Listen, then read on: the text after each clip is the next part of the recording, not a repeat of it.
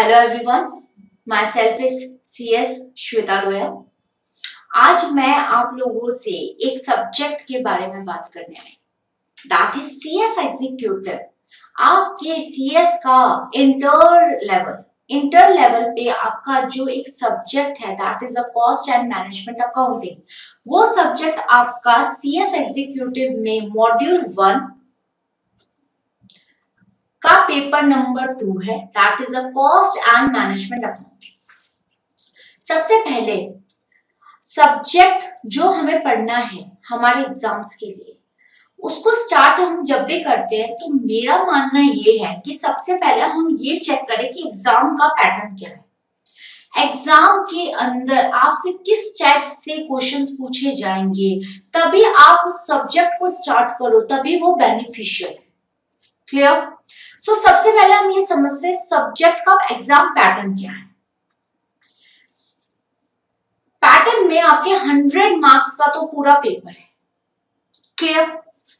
यहां और मैं आपको एक और चीज बता दूं, 1 मार्क ईच क्वेश्चन है।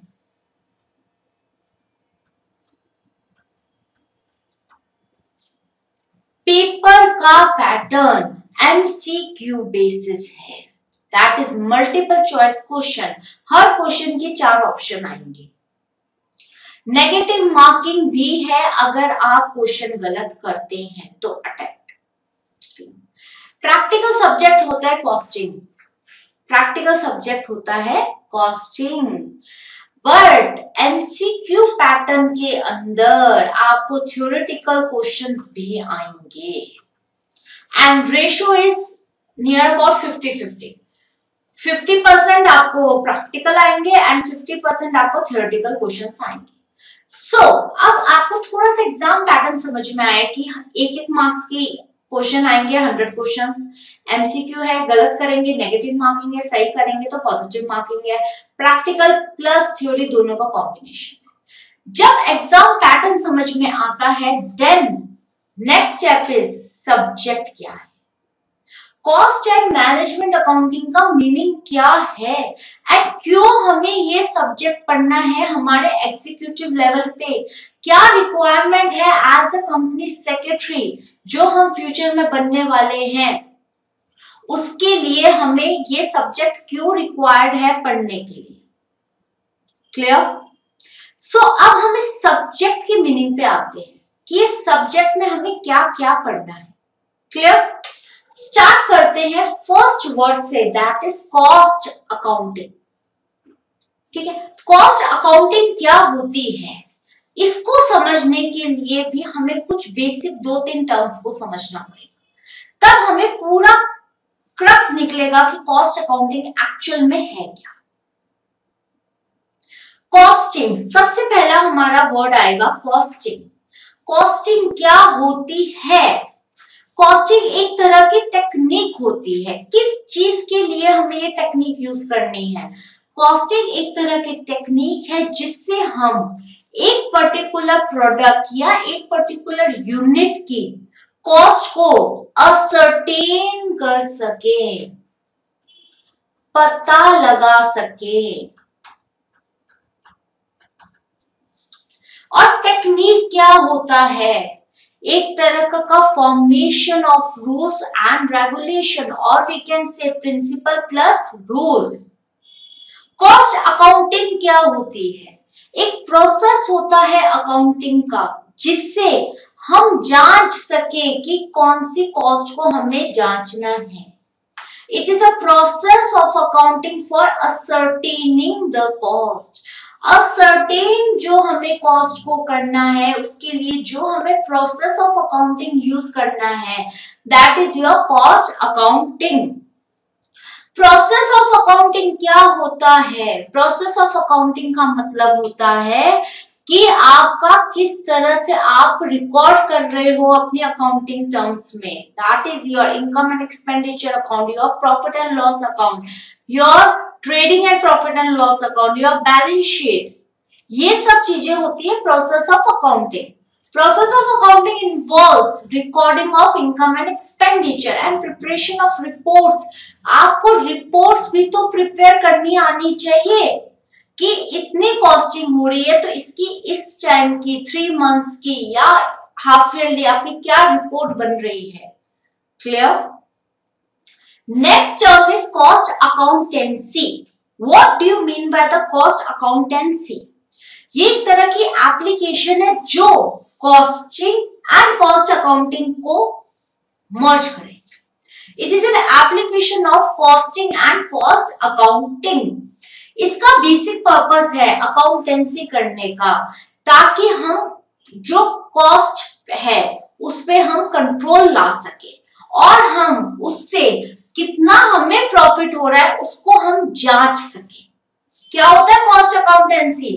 कि हम अभी पर्टिकुलर कॉस्ट पे कंट्रोल कैसे ला सके और प्रॉफिट हम कैसे जांच सके। क्लियर? एक तरह की साइंस है, आर्ट है और ये प्रैक्टिस है। साइंस कैसे है? ताकि इनके पास एक पर्टिकुलर अकाउंटिंग ट्रीटमेंट का तरीका है, systematic body of knowledge. Art skills है कि इस तरह से हमें इनकी अकाउंटेंसी या अकाउंटिंग करनी है। प्रैक्टिस है क्योंकि इसको आप एक बार नहीं कर सकते हो, आपको हर क्वार्टरली, हाफ ईयरली, हर लेवल पे आपको अकाउंटिंग करनी होती है। ठीक है? सो तीनों डेफिनेशन का क्रक्स क्या निकला in terms of a cost accounting? Cost accounting एक तरह का प्रोसेस है जिससे हम अकाउंटिंग कर सके पर्टिकुलर प्रोडक्ट की कॉस्ट का। Clear? Next topic is management accounting. अब मैनेजमेंट अकाउंटिंग क्या होती है, शॉर्ट में बताती हूँ। जो हमने कॉस्ट अकाउंटिंग करी वो एक रिपोर्ट के तौर पे ऑर्गेनाइजेशन के मैनेजमेंट के पास जाएगी, ताकि मैनेजमेंट को ये समझ आए कि उनको डे टू डे क्या नए ऑपरेशन लाने हैं या डे टू डे में क्या चेंजेस लाने हैं, कि किस तरह से ऑर्गेनाइजेशन के अंदर वर्क करना है, क्या चेंजेस लाने हैं, क्या नया कुछ पॉइंट लाना है। ठीक है, डेफिनेशन पढ़ते हैं इसकी। The presentation of accounting information in such a way as to assist management in the creation of policy and in day-to-day operation of an understanding. कि जो आपके डे टू डे ऑपरेशंस हो रहे हैं ऑर्गेनाइजेशन में उनको प्रॉपरली अंडरस्टैंड करो कि क्या वो हमारी अकाउंटिंग पॉलिसी, अकाउंटिंग इंफॉर्मेशन जो हमें मिली है उसके अकॉर्डिंग है या नहीं। Clear? Management accounting is an integral part of management concern. Cost management accounting आपको policy, procedure, new ideas, new creation इन सब पे वर्क करता है। So it is your internal part of a business और organisation with identifying, presenting and interpreting information used for। कब हमें क्या आइडेंटिफाई करके किस तरह से इंफॉर्मेशन को यूज करना है, किस लिए, जो हमें नई स्ट्रैटेजी बनानी है, क्या हमें नई प्लानिंग करनी चाहिए हमारे ऑर्गेनाइजेशन के लिए, क्या हमें डिसीजन मेकिंग या कौन सा नया डिसीजन लेना चाहिए, optimising the use of resources, किस तरह से हम हमारे करंट रिसोर्सेस को यूज करें, डिस्क्लोज करो शेयर होल्डर या अदर एक्सटर्नल्स जो हमारी एंटिटी के साथ जुड़े हैं, कौन कौन से हमारे एम्प्लॉयज हैं, क्या हमारी सेफ गार्डिंग असेट्स है, इन सब चीजों के बारे में सोचना और स्टेप बाय स्टेप चलना। This is your management work. And management accounting यही डिफाइन करती है कि जो मैनेजमेंट का क्राइटेरिया वर्क है उनको वो किस अकॉर्डिंग उनको फॉलो करना है। क्लियर? नेक्स्ट पॉइंट है हमारा मेथड ऑफ कॉस्टिंग। कॉस्टिंग के कितने तरह के मेथड्स हैं हमारे पास, जो भी हमने डेफिनेशन पढ़ी that is cost, cost accounting, cost accountancy. अब उनके आगे हमें क्या क्या मेथड को डिटेल में पढ़ना है तो उनका छोटा छोटा सा इंट्रोडक्शन हम आज इस सेशन में लेंगे। मेथड ऑफ कॉस्टिंग हमारा 10 टाइप्स में डिवाइड हो रहा है। उसमें आपका आता है एक तो job costing, contract costing, batch costing, terminal costing, operation costing, process costing, single output costing, operating costing and composite costing and departmental costing. ये इस 10 तरह के हमारे पास मेथड है कॉस्टिंग के, और इन पे हमारे पास डिटेल चैप्टर है। तो अभी हम आज डेफिनेशन समझेंगे कि ये मेथड, ये कॉस्टिंग का मेथड क्यों है और हमें ये मेथड क्यों पढ़ने की एज एन ऑर्गेनाइजेशन के लिए रिक्वायरमेंट। क्लियर? जॉब कॉस्टिंग क्या होती है? एक पर्टिकुलर जॉब के लिए कॉस्ट को जांचना, that is your job costing. It refers to a system of costing in which costs are ascertained in terms of specific job or order which are not comparable with each other. एक particular job की cost निकालना, उसकी जांचना, cost को जांचना मतलब होता है job costing. Industries where this method is costing is generally applied are, कहाँ ये वाला मेथड यूज होता है इंडस्ट्रीज में? प्रिंटिंग प्रेस में, automobile garage, repair shop, ship building, house building, engine, machine construction. यहाँ सारी इन टाइप की इंडस्ट्रीज में जॉब कॉस्टिंग की रिक्वायरमेंट होती है. नेक्स्ट हमारी कॉस्टिंग है, that is a contract costing. Contract costing क्या होती है? छोटा सा एग्जांपल लो. आज रोड पे कोई बिल्डिंग बन रही है. क्या बिल्डिंग यूं ही बन जाएगी? उस बिल्डिंग को बनाने के लिए दो पार्टी सामने आती है, एक कॉन्ट्रैक्ट देती है, दूसरा कॉन्ट्रैक्ट लेती है. This is your contract costing. This method is applied when large scale contracts at different sites are carried out. जैसे site construction, building construction etcetera. Clear? उसके बाद हम पढ़ेंगे एक और मेथड है, that is a batch costing. Batch costing होता क्या है? बैच कॉस्टिंग आपका जॉब कॉस्टिंग का ही एक टाइप है, बट इसमें क्या होता है, इसमें एक लॉट सिस्टम बनता है. जब आपको कॉस्टिंग करनी है, लॉट वाइज जब आप कॉस्टिंग करते हो, उसको हम बोलते हैं batch costing. A batch of similar product is regarded as one job and the cost of this complete batch is ascertained. For example, आपके यहाँ पे पेन प्रोड्यूस हो रहा है, ठीक है. अब पेन में भी अलग अलग क्वालिटी है, 5 रुपए का अलग है, 10 रुपए का अलग है. तो 5 रुपए के एक दिन में कितनी प्रोडक्शन हो रही है, उनका मर्ज करना, दैट इज योर बैच. ठीक है. एक साइज का पेन है, इंचेस का भी फर्क आता है, लेंथ का भी फर्क आता है. जो सेम तरह का है, 5 inch pen, that is 5 inch का एक बैच बनाना, उसमें 10 पेन रखो, 20 पेन रखो, that is your batch costing. It is then used to determine the unit cost of the article produced. जितने आर्टिकल प्रोड्यूस हुए हैं उनकी यूनिट कॉस्ट क्या है, उस चीज को भी हेल्प करता है जांचने में. टर्मिनल कॉस्टिंग, टर्मिनल कॉस्टिंग भी एक तरह की जॉब कॉस्टिंग ही होती है. बस यहाँ पे क्या आता है, this method emphasizes the essential nature of job costing. Job costing का एक अलग सा नेचर पे फोकस करते हैं, that is cost can be properly terminated at some point and related to a particular job. जब आप कोई एक पर्टिकुलर प्रोडक्ट बना रहे हैं, तो एक पर्टिकुलर टाइम पे उसकी कॉस्ट टर्मिनेट होती है, और जब वो कॉस्ट टर्मिनेट होती है उस टाइम पे जो हमें मेथड यूज करना है, that is your terminal costing. Clear? Next is your operation costing. Operation costing क्या होता है?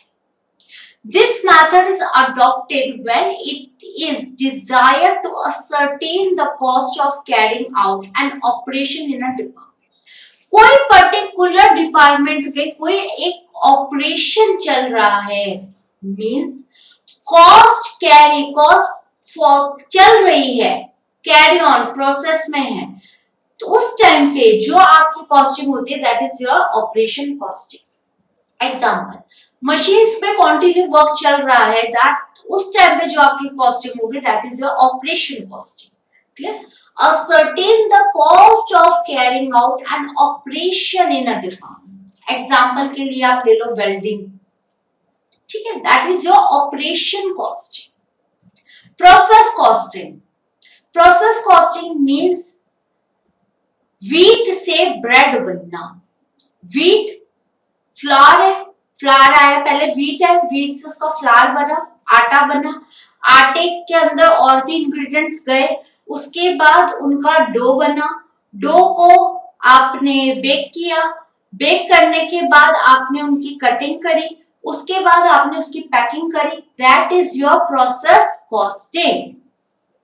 This method is used in those industries where manufacture is done continuously, that is chemical, oil, gas, etc.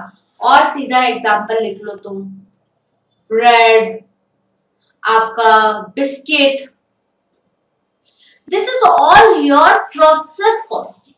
Process में चल रहा है, clear? Single output costing, single item को produce करना और उसको फाइनल प्रोडक्ट में कंपोज्ड करना, that is your single output costing. This method is used where single item is produced and the final product is composed of homogeneous unit. Clear?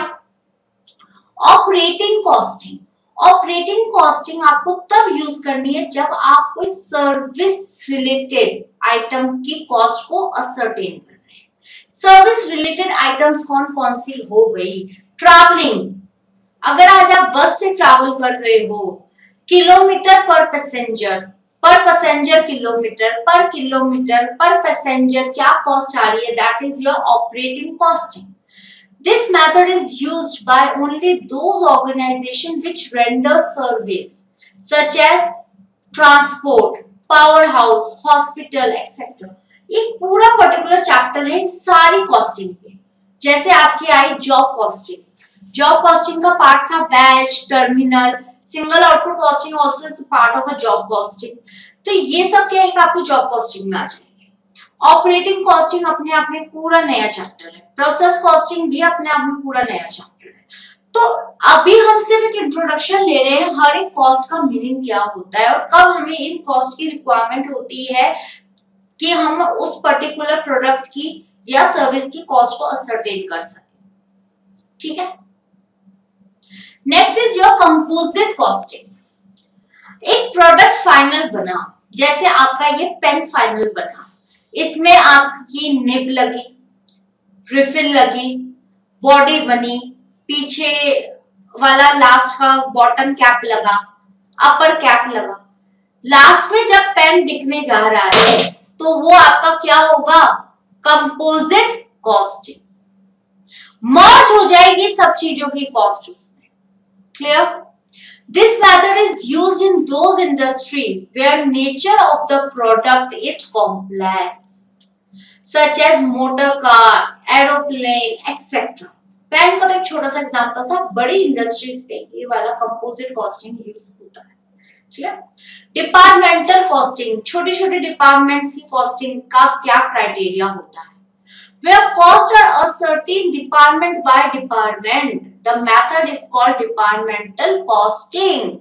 Usually for ascertaining the cost of various goods or services produced by the department, the total cost will have to be analyzed, say by the use of job costing or unit costing. Means it is also a part of a job costing. Clear? यहाँ आपकी costing के methods over हो गए। आपने अभी तक क्या पढ़ा? Definition of cost accounting, management accounting, then हमने थोड़ा सा इंट्रोडक्शन लिया that is a method of costing क्या होता है। आफ्टर दैट आज हम अब नया एक और टॉपिक पढ़ेंगे that is a technique of cost. Techniques क्या हमें यूज करनी है कॉस्टिंग को करने के लिए। हमारे पास ये 6 तरह की टेक्निक है, 7 तरह की टेक्निक्स है। पहली है हमारे पास historical costing, standard costing, marginal costing, uniform costing, direct costing, activity based costing and absorption costing. एक एक कॉस्टिंग को समझते हैं। Clear? Historical costing, historical word से मेरे को ये समझ आता है जो हो चुका। This costs are determined after they have been incurred. Cost हम तब डिटरमाइन करेंगे जब हो जाएगी incurred। ठीक है। स्टैंडर्ड कॉस्टिंग क्या होता है? स्टैंडर्ड कॉस्टिंग आपका एक तरीके का कंपैरिजन कॉस्टिंग होता है।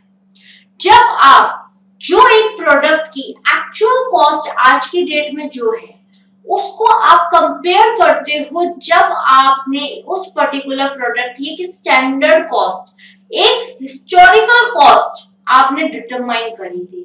क्या आपके फेवर में कॉस्ट एक्चुअल हुई? जो एक्चुअल कॉस्ट है क्या वो आपके फेवर की है या एडवर्स की है? This is known as a cost variances in standard costing. Standard costing, under standard costing, standard costs are prepared and used and then compared. सबसे पहले हम स्टैंडर्ड कॉस्ट को प्रिपेयर करेंगे, जांचेंगे, बनाएंगे, फिर इसको हम यूज करेंगे, देन हम उसको कंपेयर करेंगे किसके साथ? एक्चुअल कॉस्ट के साथ, ताकि हमें डिफरेंस पता चले कि जो डिफरेंस आया है वो हमारे फेवर में है या हमारे अगेंस्ट। इस पे हमारा बेसिकली लंबा चौड़ा एक अच्छा खासा चैप्टर है। ठीक है। मार्जिनल कॉस्टिंग, मार्जिनल कॉस्टिंग को हम वेरिएबल कॉस्टिंग भी बोलते हैं। This will charge only variable cost to product और जो हमारे इस पर्टिकुलर प्रोडक्ट के पे वेरिएबल कॉस्ट जो चार्ज होगी उस पे हमें उसकी कॉस्टिंग कैसे करनी है, that will in marginal costing. एक और मेजर पॉइंट, ये जो दोनों कॉस्टिंग है, अगर ये दोनों कॉस्टिंग पर्टिकुलर चैप्टर में प्रॉपरली समझ आ जाए तो 40 मार्क्स कहीं नहीं गए, नियर अबाउट इतना इन दोनों में से थ्योरी प्लस प्रैक्टिकल आ जाता है। समझ में आई? यूनिफॉर्म कॉस्टिंग क्या होती है? यूनिफॉर्म कॉस्टिंग ये होती है कि ये हमें इस कॉस्टिंग के थ्रू हमें ये पता चलता है कि हमारी ऑर्गेनाइजेशन में क्या स्टैंडर्ड प्रिंसिपल्स चल रहे हैं और हम उसको कंपेयर कर सकते हैं किसी दूसरी फर्म के साथ। A technique where standardized principles and methods of cost accounting are employed by a number of different companies and firms is termed as uniform costing. This helps in comparing performance of one firm with another. Direct costing क्या होती है? Direct costing जो एक particular product या process पे directly लग रही हो कॉस्ट। समझो, the practice of charging all direct costs to operation, process or product, leaving all indirect costs to be written off against profit in the period in which they arise is termed as direct costing. Direct costing जो direct material उस particular product या process के साथ indulge, direct labor and direct expenses जो सीधा सीधा इस पे लग रही है particular product। This is your direct costing. Absorption costing क्या होती है? Absorption costing will come under your chapter overheads. जब हम overheads पढ़ेंगे उसमें हमारी absorption costing का बहुत major रोल होता है। The practice of charging all cost, both variable and fixed, to operation, process or product or process is termed as absorption costing. For example, rent है आपकी फैक्ट्री का, फैक्ट्री रेंट है और आपकी उस फैक्ट्री में प्रोडक्ट बन रहे हैं ए, बी, सी और डी। तो उस रेंट को कितने रेशो में डिवाइड करना है पर्टिकुलर प्रोडक्ट में, this is your absorption costing. Absorb करना, एक कॉस्ट को हर प्रोडक्ट में अब्सॉर्ब करना, that is your absorption costing. Activity based costing, ये एक तरह का मेथड है जो असाइन करता है ऑर्गेनाइजेशन के रिसोर्सेस को, रिसोर्स कॉस्ट को, ताकि वो एक्टिविटी के अकॉर्डिंग चले। ठीक है, activity based costing is a method of assigning the organisation resource cost through activities to the products and services provided to its customer। जो हम उस पर्टिकुलर कस्टमर को, जो हम हमारी सर्विसेज प्रोवाइड कर रहे हैं, उससे जो रिलेटेड हमारे रिसोर्स कॉस्ट है उसको प्रॉपर्ली असाइन करना। It is defined as a technique of cost attribution to cost unit on the basis of benefit receive from indirect activity. For example, जैसे आपका प्रोडक्ट ए, बी, सी और डी है। अब आपकी एक ऑर्डरिंग कॉस्ट आती है, इसकी आपकी होती है 20, इसकी 40, इसकी 50, इसकी 20। अब आपको जो आपकी ऑर्डरिंग कॉस्ट है से 20,000, उसको आपको इस सब में, इस रेशियो में पुटअप करना, that is your activity based costing. कैसे हुआ? असाइन, ये आपका असाइन कर रहे हो। रिसोर्स कॉस्ट, ये मेरी रिसोर्स कॉस्ट है, through activity to the product. इस प्रोडक्ट की कितनी एक्टिविटी है उसके अकॉर्डिंग उसको डिवाइड करना। This is your ABC analysis और एबीसी कॉस्टिंग। ठीक है, next is your next topic is, अभी तक हमने क्या पढ़ा? कॉस्टिंग समझा, मैनेजमेंट अकाउंटिंग समझा, मेथड एंड टेक्निक समझी। अब हमें कॉस्टिंग सिस्टम को इंस्टॉल क्यों करना है? इतनी देर से हम पढ़ रहे हैं, हमें ये अभी तक नहीं समझ आया कि हमें कॉस्टिंग को क्यों इंस्टॉल करना है। क्यों करना है? ताकि हम एग्जामिन कर सके क्या the nature, method, stages and quantities in production। Production में क्या क्या नेचर, मेथड, स्टेज और क्वांटिटी लगा, उसको हम एग्जामिन कर सके, इसलिए हमें कॉस्टिंग सिस्टम की इंस्टॉलेशन की जरूरत है। The size, layout and organisation of factory should be study. फिर टाइम टू टाइम हम उस चीज को स्टडी भी करते चले।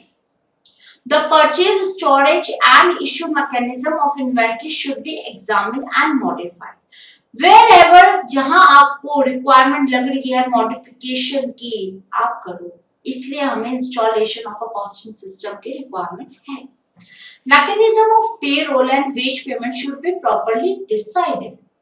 जो आपको अपने एम्प्लॉय को पेमेंट देनी है वो आपकी प्रॉपर्ली डिसाइड होनी चाहिए। The requirements of management and policy towards cost control should be kept in view। जो हमारी पॉलिसीज हैं कॉस्ट कंट्रोल को लेके, वो हमारे माइंड में सेट रहनी चाहिए। The cost and benefit analysis of this cost system should be done and it should be economical, simple and easy to operate। Forms and record of original entries should involve least clerical work and inefficiencies। Costing system should be such that it point out inefficiency and wastage of each and every process। जब आपका कोई भी manufacturing का work आपका in processing में चल रहा है, तब आपकी जो भी वेस्टेज होती है, जो आपकी इनएफिशिएंसीज होती हैं, उसको जांचने में कॉस्टिंग बहुत हेल्प करता है। Reporting should become an integral part of a working. Reporting देना पर्टिकुलर प्रोडक्ट की या यूनिट की कॉस्टिंग सिस्टम की, that is your integral work of a organisation. Last point ये है आपका कि जब हमने इंस्टॉल कर दिया कॉस्टिंग सिस्टम को, क्या ऐसे ही इंस्टॉल कर दिया, कोई डिफिकल्टीज नहीं आई हमें कॉस्टिंग सिस्टम को इंस्टॉल करने में? आई। किस तरह की डिफिकल्टीज हमें कॉस्टिंग सिस्टम को इंस्टॉल करने में आ सकती है, वो पढ़े। सबसे पहला, lack of support from top management. जो हमारी ऑर्गेनाइजेशन की टॉप मैनेजमेंट है, हो सकता है वो हमें सपोर्ट करने में ज्यादा इंटरेस्ट ना दिखाए, कि हम चाहते हैं ऐसा कॉस्टिंग सिस्टम हो, ऐसा हो, वैसा हो। क्या पता हमारे टॉप मैनेजमेंट उसके लिए हमें परमिशन ना दे। Resistance from the existing system, हमारा जो अभी एग्जिस्टिंग सिस्टम चल रहा है उसमें क्या रेसिस्टेंस आ सकते हैं। Non cooperation at other levels of organisation, जो हमारे सहयोगी हैं साथ में काम करने वाले, क्या हमें उनके साथ भी नॉन कॉपरेशन, उनका कॉपरेशन नहीं मिले, ये भी एक प्रैक्टिकल डिफिकल्टी है। शॉर्टेज ऑफ ट्रेन्ड स्टाफ, जो हमें ऑर्गेनाइजेशन में ट्रेन स्टाफ चाहिए, क्या पता वो उतने हैं नहीं, या हम उनको नई ट्रेनिंग नहीं प्रोवाइड कर पा रहे, ये भी एक तरह की डिफिकल्टी आती है।